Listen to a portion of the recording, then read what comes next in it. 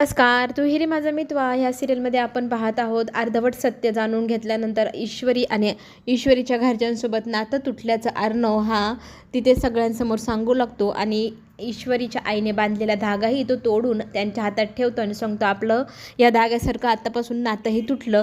तिथून तो निघून जातो. ईश्वरीला तिची आई सांगते की तू त्यांच्या मागे जा, त्यांना समजव, मी तुम्हाला दोघांना एकत्र सगळं सत्य सांगते, जे अर्धवट सत्य त्यांना माहिती आहे त्याची पूर्ण जाणीव मी त्यांना करून देईल, फक्त आता त्यांना तू समजावून शांत कर. इथे ते गेल्यानंतर ईश्वरीचे वडील येतात. नम्रता येते. नम्रता विचारत असते, आई तुला काय झालंय? पण नम्रताला एकही प्रश्नाचं उत्तर न देता तू खोलीत जा असं जोरात चिडून सांगते आणि तिथे बाबाही नम्रताला खोलीत जायला सांगतात. मग ती सांगू लागते, माझ्या भूतकाळाची सावली ही माझ्या ईश्वरीच्या संसारावर पडलेली आहे आणि तो व्यक्ती हा अर्णवचा बाप होता. आता हे सत्य समोर आलंय आणि अर्णवने याच्यातनं गैरसमज निर्माण करून घेतला, ईश्वरीला स्वतःपासून दूर केलंय.